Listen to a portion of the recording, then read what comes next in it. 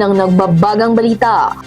4ID na tagpuan ng mga labi ng NPA matapos isiwalat ng dating rebelde ang lokasyon ng tagong libingan mula sa nakaraang inkwentro. 58ID ipinagkaloob ang disenteng libingan sa nasawing NPA bilang paggalang sa karapatang pantao. Kasundaluhan ng 8th Infantry Battalion at iba't ibang ahensya naghatid ng malawakang serbisyo caravan sa Bukidnon. Samantala, 90th anniversary ng Armed Forces of the Philippines pinagdiwang ng 4th ID sa pamamagitan ng pakikiisa sa simultaneous flag raising at budol fight bilang pagdiriwang ng paglilingkod at karangalan. Civilian employee ng 4ID sumailalim sa Civilian Human Resource Capacity Building Seminar kasabay ang pagtanggap ng pamaskong handog. Magandang araw Northern Mindanao, Caraga Regions at sa buong bansa na nakatutok via Facebook. Ngayon ay araw ng Biyernes, Disyembre 26, 2025. Pagbabalita hinggil sa kabayanihan ng kasundaluhan at iba pang mga kaganapan sa loob at labas ng dibisyon.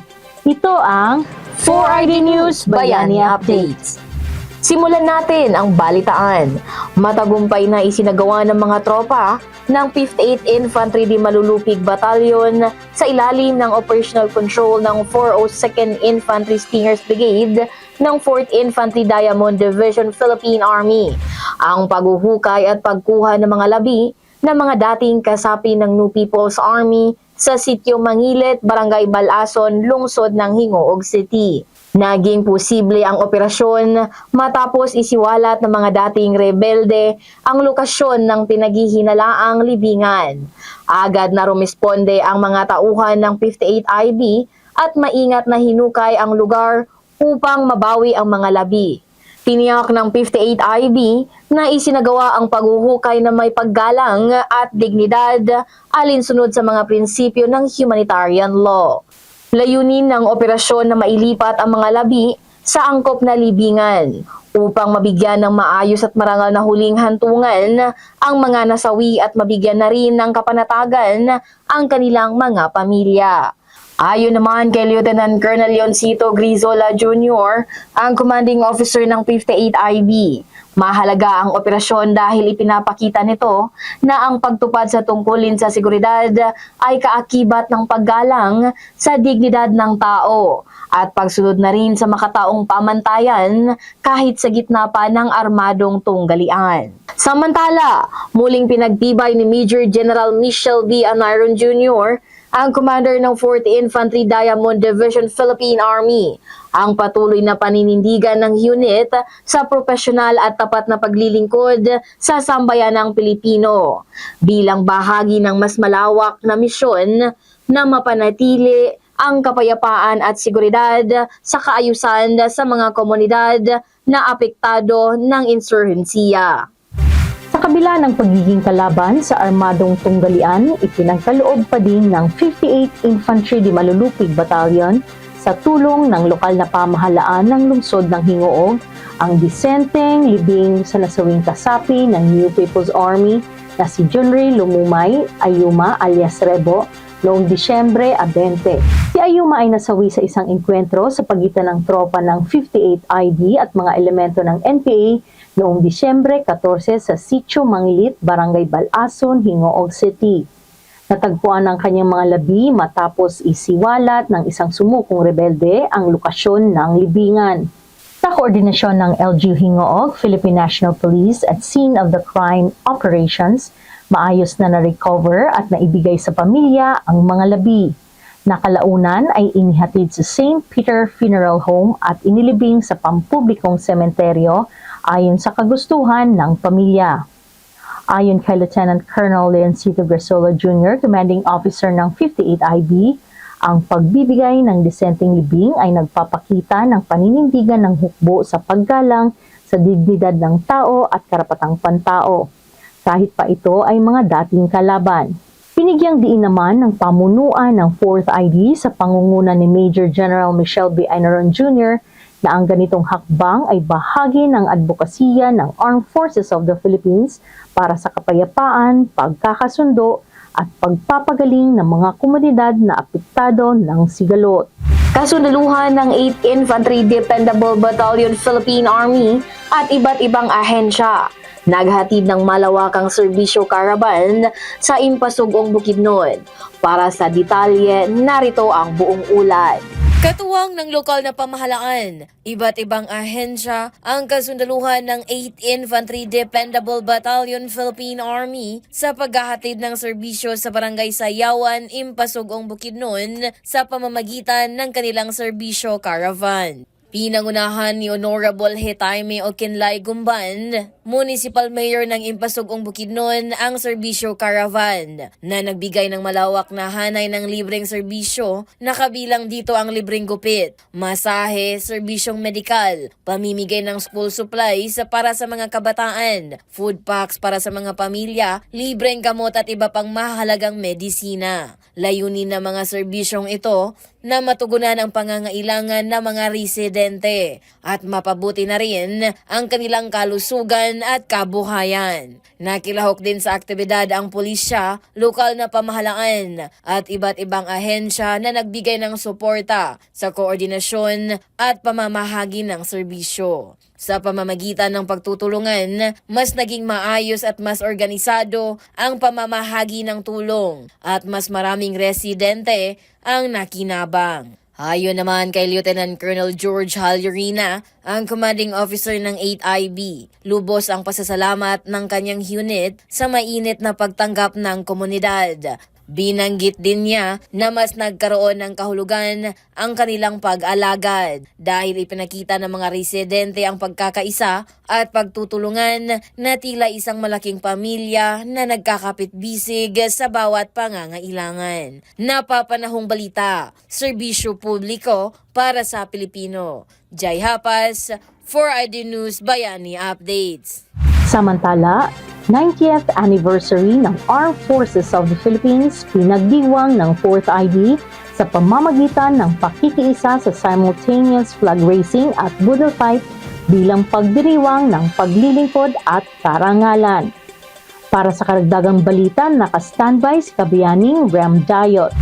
Nakiluhok ang 4th Infantry Diamond Division ng Philippine Army sa sabayang flag raising ceremony bilang paggunita sa ika-90 anibersaryo ng Armed Forces of the Philippines sa 4ID Camp Evangelista Patag, Cagayan de Oro City noong Disyembre 19. Bilang bahagi ng selebrasyon, nagsagawa rin ang 4ID ng simultaneous budol fight sa Montalvan Hall na nagpatibay ng samahan, pagkakaisa at espiritu ng pagkakapatiran sa pagitan ng mga opisyal, kawani at mga civilian human resource personnel ng unit. Ipinakita ng mga aktibidad ang pagkakaisa at solidong pakikisa ng komunidad ng 4ID sa pagpupugay sa mahabag tradisyon ng AFP sa patriotismo at tapat na paglilingkod sa bayan. Binigyang diin din ito ang 9 na dekada ng walang pag-aalinlangang paglilingkod, sakripisyo at dedikasyon ng AFP sa pagtatanggol sa saligang batas, pagprotekta sa soberanya ng bansa at pagtutulak ng kapayapaan at kaunlaran sa buong bansa. Sa seremonya, binasa ni Brigadier General Consolito P. Yekla, Assistant Division Commander ng 4ID, ang mensahe ng Chief of Staff AFP, General Romeo S. Browner Jr., na nagpatibay sa pangakong patuloy na pagiging profesional, pagkakaisa at kahandaan ng AFP sa harap ng patuloy na nagbabagong hamon sa seguridad. Pahayag ni Major General Michelle Bianairon Jr., 4ID Commander, pinatibay ng kaganapan ang paninindigan ng 4ID na panatilihin ang mga pagpapahalaga ng AFP at magpatuloy sa paglilingkod sa mamamayang Pilipino ng may karangalan, katapatan at kahusayan, habang nagpapatuloy ang institusyon sa adhikain ng One AFP, One Philippines. Napapanahong balita, serbisyo publiko para sa Pilipino. Rem Dayot, 4ID News Bayani Update. Magbabalik kami matapos ang iilang sandali. The West Philippine Sea is more than a stretch of water. It is a symbol of our nation's sovereignty, a source of livelihood, and a vital part of our heritage. Its rich resources and strategic locations make it essential to our security and economy. The 4ID plans, executes, and coordinates initiatives to raise public awareness and foster national pride. Billboards promoting the West Philippine Sea are displayed in malls, airports, and public transportation. Social media platforms, especially Division's official Facebook page, are used to reach communities, while lectures are conducted in school to educate students about maritime security. Static and kinetic displays, exhibits, and informative videos are also presented in establishments across the country to help Filipinos understand the importance of safeguarding our waters. Safeguarding our seas requires more than military presence. It demands education's awareness and community engagement. Through these programs, the 4ID empowers local residents and with knowledge, ensuring that the West Philippine Sea is defended not only by soldiers but by the informed and vigilant citizens. Through the collaborations with the local governments, national agencies, NGOs, and educational institutions, the 4ID amplifies its impact, fostering a united front and protecting our waters. Every patrol, outreach program, and conservation efforts demonstrates that safeguarding the West Philippine Sea is a shared responsibility. 4th Infantry Diamond Division Philippine Army embodies the Filipino spirit, resilient, proud, and unwavering. Its dedications ensures that our sovereignty is preserved, our communities are empowered, and our environment is protected. The West Philippine Sea is our legacy, our lifeline, and our responsibility. With the 4ID leading the way, it remains ours today, tomorrow, and for generations to come. Ating karagatan, ating karapatan, at ating kinabukasan. Nagbabalik ang inyong 4ID News Bayani Updates. Civilian employee ng 4ID sumailalim sa Civilian Human Resource Capacity Building Seminar kasabay ang pagtanggap ng pamaskong handog. Narito ang ulat. Matagumpay na isinagawa ng 4th Infantry Diamond Division Philippine Army ang Civilian Human Resource Capacity Building Seminar noong Disyembre 6. Ginanap ito sa Alcoseba Hall, Camp Evangelista, Patag, Cagayan de Oro City.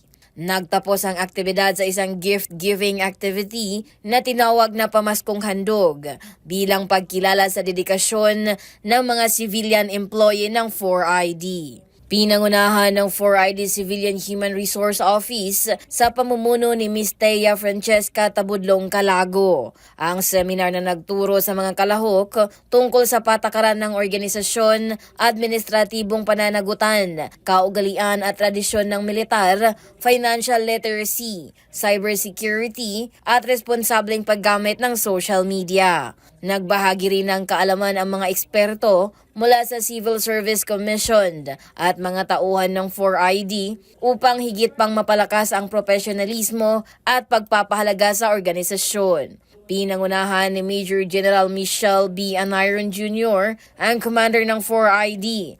Ang gift-giving activity at personal na pamamahagi ng mga tokens ng pasasalamat sa mga civilian employee bilang pagkilala sa kanilang natatanging serbisyo. Binanggit niya ang mahalagang papel ng bawat isa sa tagumpay ng organisasyon at ang patuloy na pagsisikap ng 4ID na mas paigtingin ang profesionalismo at dedikasyon ng kanilang workforce. Ang seminar at pamaskong handog ay bahagi ng advokasya ng 4ID na mapabuti ang kakayahan at kahusayan ng civilian workforce upang mas mahusay na maihatid ang serbisyo sa publiko. Napapanahong balita, serbisyo publiko para sa Pilipino. Jai Hapas, 4ID News Bayani Updates. Mga kabayani, maligayang Pasko na, panahon na naman ito ng pagmamahalan, pagbibigayan at pagsasama-sama ng buong pamilya. Naway maghari ang pagmamahalan at kapayapaan sa ating tahanan at sa ating pamayanan. At yan ang mga nagbabagang balita ngayong linggo. Para sa karagdagang news updates, i-follow nyo lang po ang aming social media accounts na naka-flash sa inyong mga screens. Sa ngalan ng buong person ng Division Public Affairs Office, 4th Infantry Diamond Division Philippine Army, Ito ang inyong mga kabayani, Jai Hapas at Jeline Falyar. na nagpapaalala kahit nasaan man kayo, mahirap man o malayo ang tatahaking landas, walang malayo sa puso ng sundalo.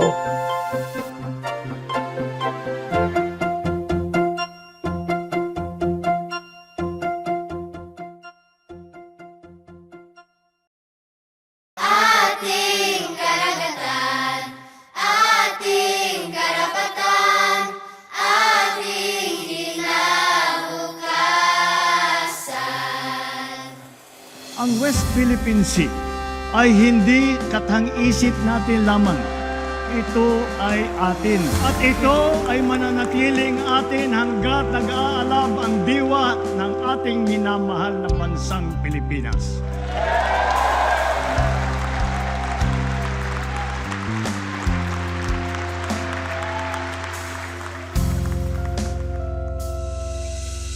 Mulat, buksan ang puso at isipan, alamin natin karapatan, hawak natin ang katotohanan. Tindig, matibay na panindigan, ipaglaban ang kalayaan, hindi masisiil para sa bayan. Hindi pa aapi sa dayuhang mapagmalaki. Uubusin ko aking lakas, di patitinag sa dahan.